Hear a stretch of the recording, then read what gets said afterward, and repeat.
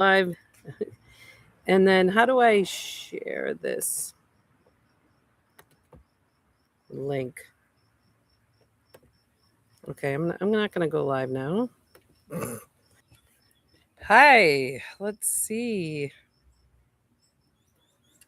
Hi, everybody. We're live. A couple technical errors because, I'm a cemeterian, not a IT person, apparently. Anyway, I'm going to record this today, and hopefully you will be both entertained and learn something new at the same time.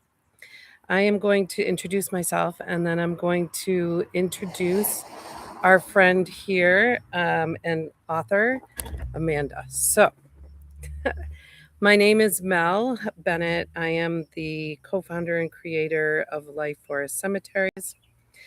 And part of our mission was to ensure that children would not be scared to visit their person at a cemetery.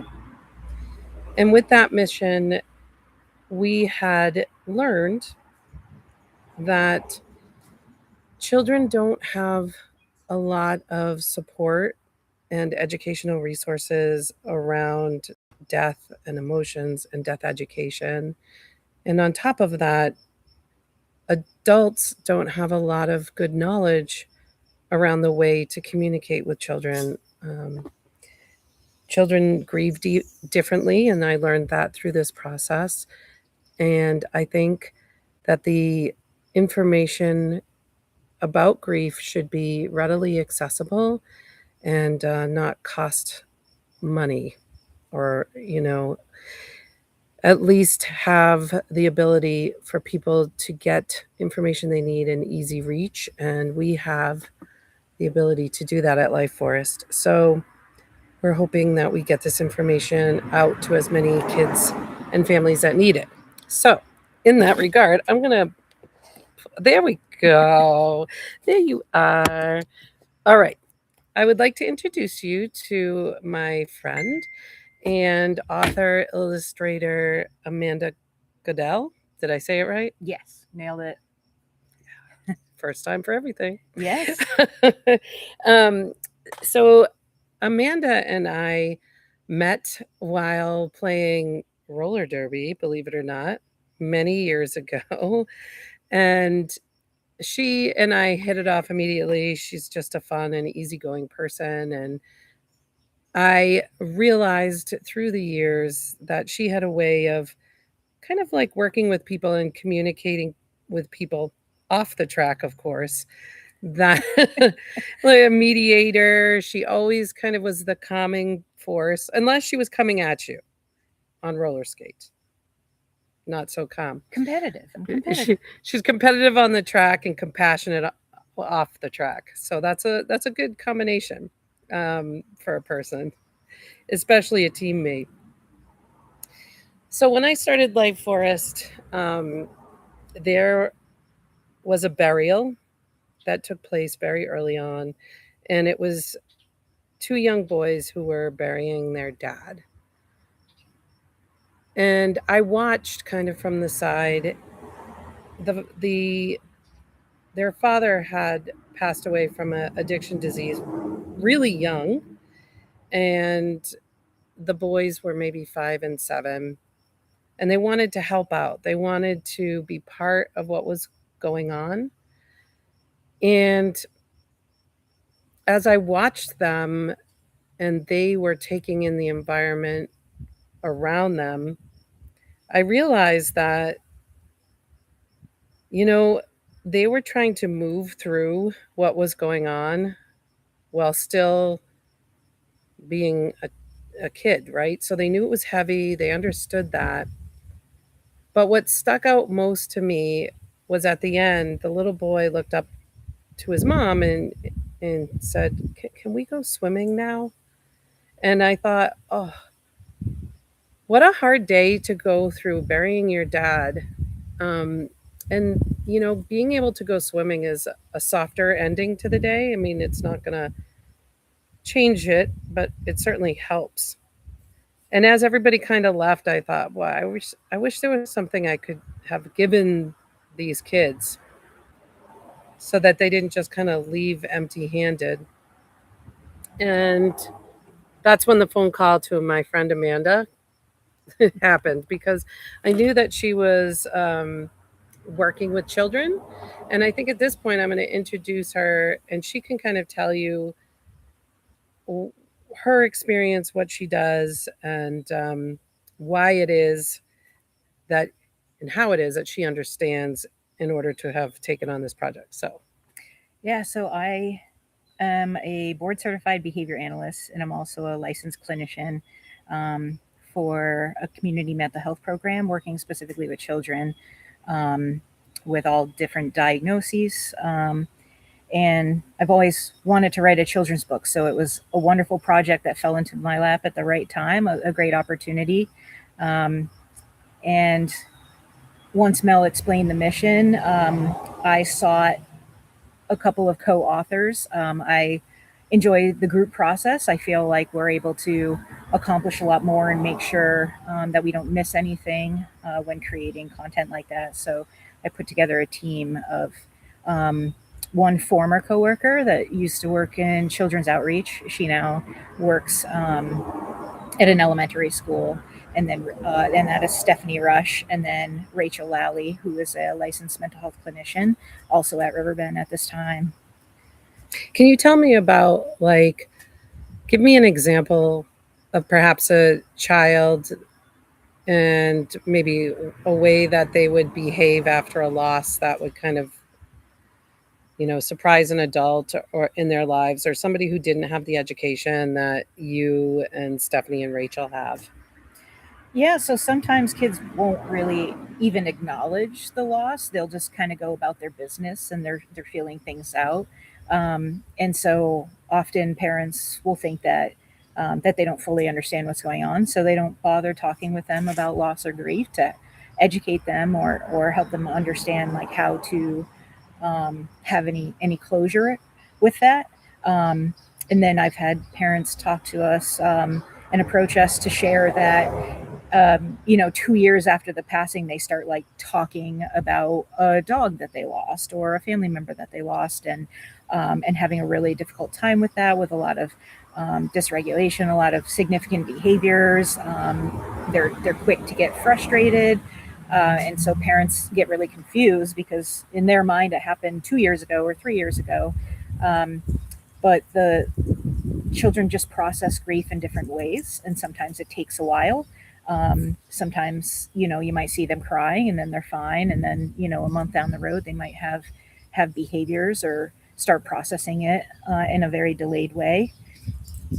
So, when we kind of approached this, there was a little bit of talk about, well, I'm gonna show you the book here. So there was a little bit of talk about how are children going to be engaged in the story that you're telling, and I'm just going to show you a little bit more pictures. And there's a lot of thoughtful character development within this book, and I thought maybe we could talk about some of the imagery here. So like, who is this who's this little character? So that is Chippy. Chippy's Okay. the main character. We decided to select animals as the characters in the book. That way, we're leaving gender, culture, race, everything out of it, so that they can be relatable. Any child can see themselves in the book, and so we wanted to select forest characters, especially where Life Forest is conservation land.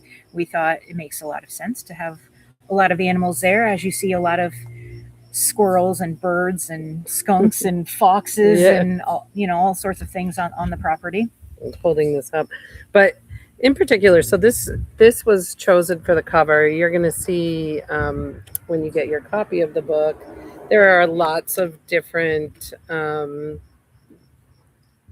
photos and characters, but in this one here, we're seeing now, what would you call them? Best friends, or it could be any relationship? Yeah, so we refer to them as best friends, or Chippy refers to Possum as his best friend. And at the start of the book, it's a pretty sad story, but Chippy becomes aware that Possum has died, and so the book starts out in that dark place, and then we kind of work through it. I'd be like, Uh, and so the book shows the various stages of grief that Chippy goes through, starting with denial at first, and he progresses kind of through the different stages of grief while he's trying to make sense of this loss. I also kind of want to talk about some of the other forest kind of creatures that we are addressing in here. So we have a chipmunk and we have a moose. Why don't we talk about my favorite character? Yeah. So this is a moose. What was kind of your thought process around this particular character and scene?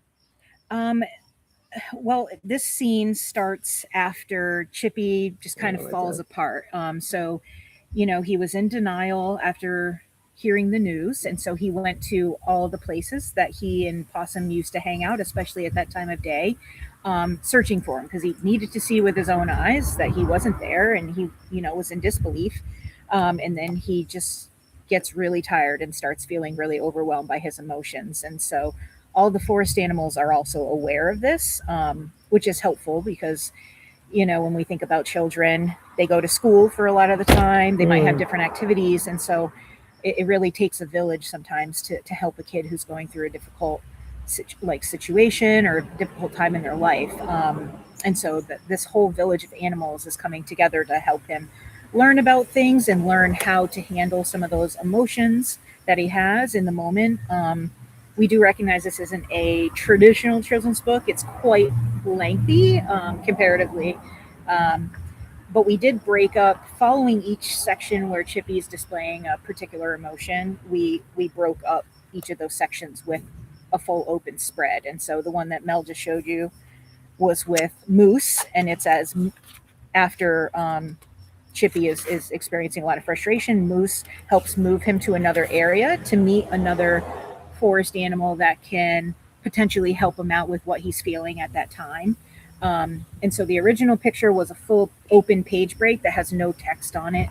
We wanted to build those in as a break for kids to just take a moment, reflect about that. It gives parents an opportunity to talk about what they just read, and then they can rest for the night, and then they might be able to move on to another part of the book on another day.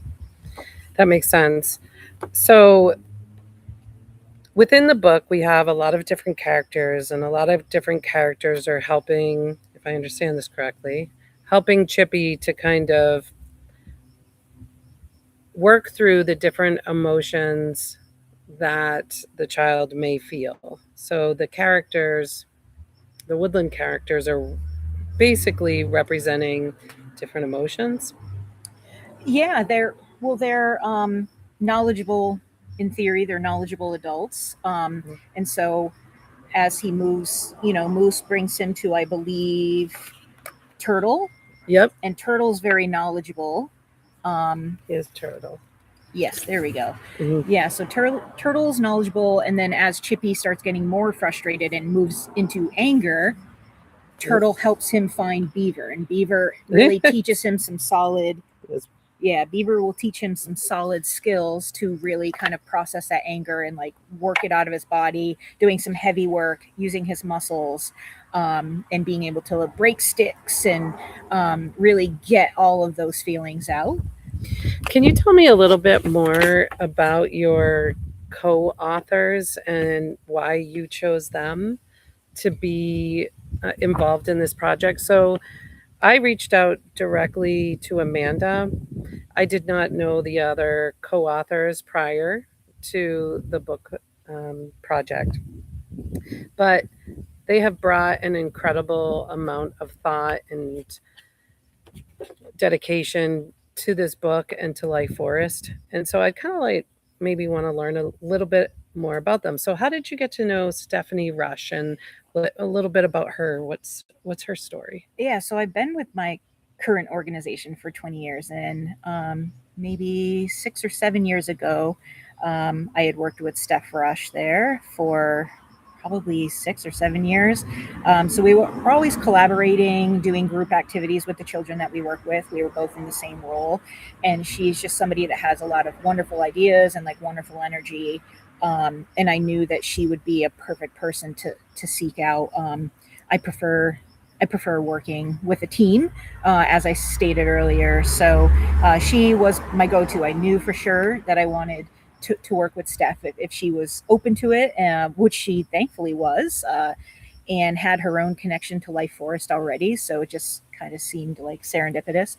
And then I also floated the idea out to my entire children's program, to see if anybody had an interest in this opportunity. It's a fairly unique opportunity, and it does use our clinical experience as well. And it's a creative process, which a lot of people in mental health were always doing creative activities. So, so Rachel, she was kind of going through her own experiences, and so this opportunity presented itself as the right time, and she just felt like it was something that was meant to be. She also had worked in the community, providing outreach services with children before completing her graduate program and becoming a licensed clinical mental health clinician.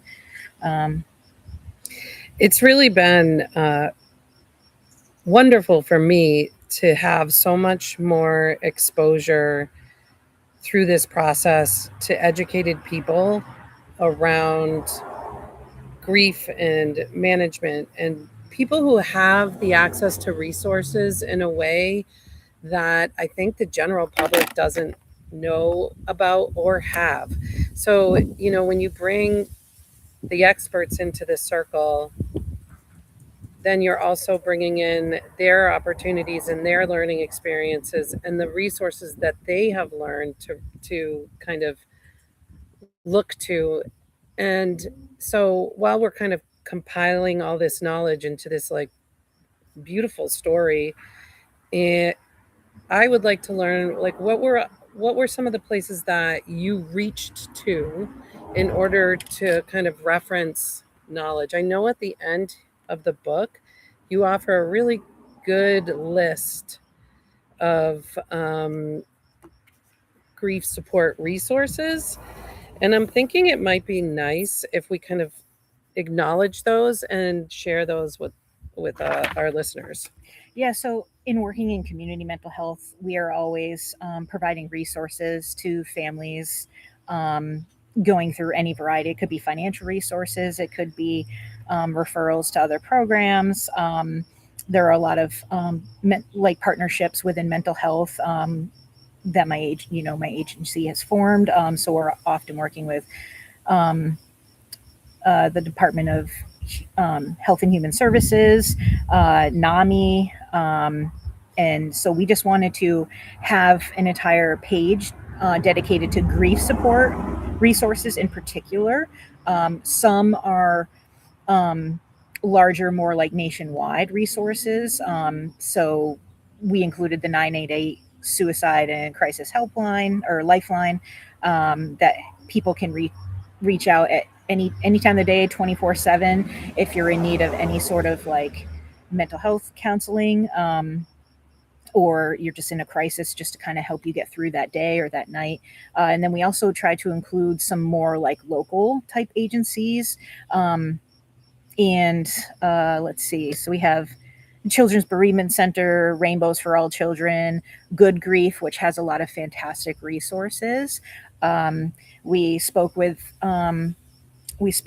Friends of Anya, which is located in Manchester, and they also were able to provide some recommendations as well. So it just gives people places that they can go for information and guidance, and sometimes some activities that they can do to kind of help children and know what to do and what not to do. We also included a chart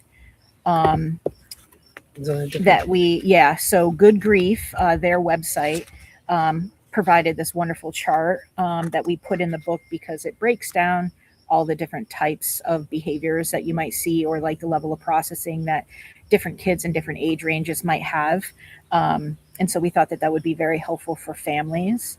to see, to kind of know what to expect, what is normal and maybe not so normal, for what they're seeing in the kids that they're working with or their own children. So they also have an ability for you to consider joining community support groups. Yes. So some examples that they have listed is Grief Share, the Compassionate Friends, My Grief Angels. All of that you're going to find at the end of the book in the section of the book, which is the work through book. So I thought maybe we could talk about the work through book as a companion to the story. Yeah, so we did want to not only create the children's story, but to also have some concrete activities and information in the back of that. There aren't any children's books about grief that have that, to our knowledge, not that we were able to find when we were researching. Um, and so we did want to include that, and to make it very accessible to anybody out there in need, we provide that workbook section as its own standalone book that can be purchased, but it's also a free PDF download on the Life Forest website, where you can download that, make as many copies as you'd like. There are a lot of different activities, so it's like an activity book, but also has a lot of resources for families to help with processing. So they have things. I want to note that the separate work through book is printed in black and white. And the reason for that is it makes it less expensive for teachers and educators to kind of press the print button and be able to print multiple copies. At the end of the storybook, it is in color because the storybook happens to be in color. But here's an example of some of the ways in which the workbook allows the kids to see things in a way that are related to the story as well as the forest. So, an example is above the ground, you see the top of the tree. It says hidden emotions and the grief we see, withdrawal or crying or angry and yelling, weight change, low mood, breaking things.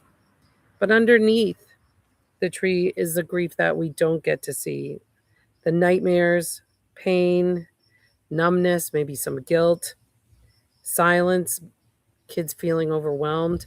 So, all of these things serve not only for the children to be able to kind of visualize maybe what they're experiencing, but frankly, the adults as well, right?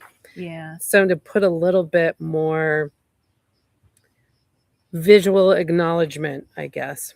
Yeah, well, it's so easy, especially where kids process differently, and work through grief differently. If a child becomes upset or starts grieving 2 months down the road, 6 months down the road, their parents may have already begun to move on. And so they're going to see behaviors as behaviors, like intentional behaviors that they want to provide consequences for or punish, because why is my kid acting this way?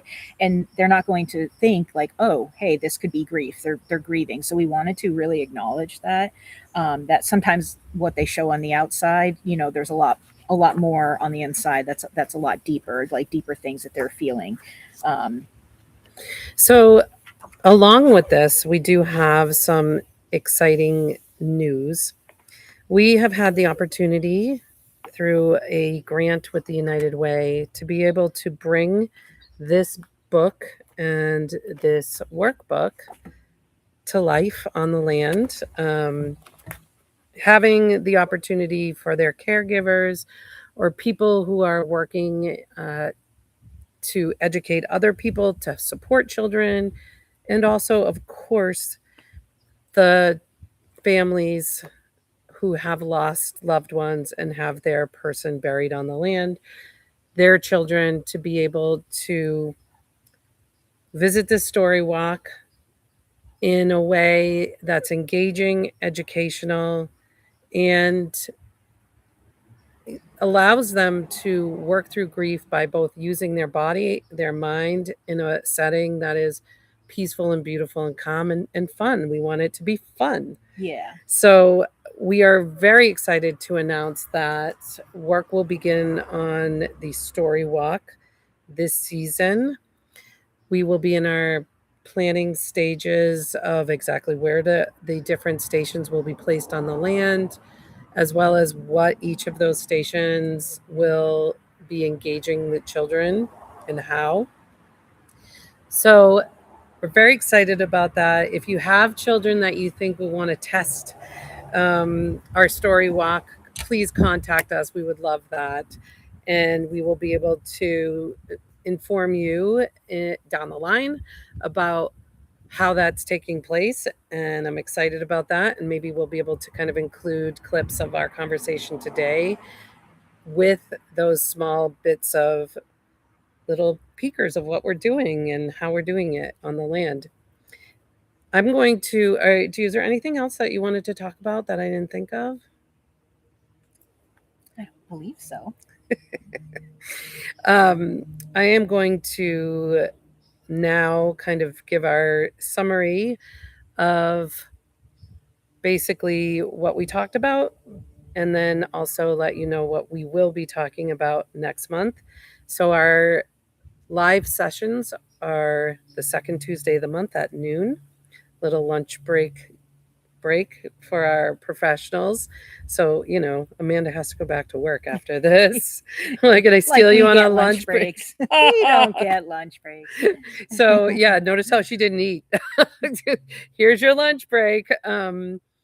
But today we met with Amanda Goodell, author, illustrator, concept designer of our beautiful book, You Can Always Talk to Possum at Life Forest. This book received a award from the ICCFA, what they call a KIP award. We were very proud of that, and it showed the dedication and the continuance of being able to bring support and knowledge through this book is acknowledged in the wider death care community, and we really appreciated that. Next month, we are going to be speaking with Maudie Hampton. She is steward of an incredible 900-acre forest just above the White Mountains called the Bower. And her site will be the host site of our 5th annual Midnight Market. Oh. Yes. This is all news to me. Yes, it's going to be very exciting. And I can't wait to introduce our readers and listeners to her, because she's an incredible young woman who has a lot of passion for conservation and healing in nature. We're very impressed with her, and we're so proud to be able to kind of be part of what she's doing at the Bower and bring our community to her in order to kind of bridge and build those kind of accessible features that we have here in New Hampshire and in our wider life forest community. So tune in. I think it's July 14th at noon is the second Tuesday. I have my friend looking it up. The second Tuesday would be the 14th. Yes, July 14th at noon. We will see you then live. And thank you so much. You can get your copy of You Can Always Talk to Possum at Life Forest, any bookstore. It is published through our own press, the Life Forest Press, and it's accessible anywhere. We always encourage you to go to your local small bookstore. They can order it and have it there within a week, typically. Yep. Week to 2 weeks at the most. Even if it's not on the shelf there, they can get it for you. Please shop local. And thank you so much. Again, free download of the workbook on the lifeforestcemetery.com under the resources tab. Thank you. And I'm going to end this stream now. Bye. Okay.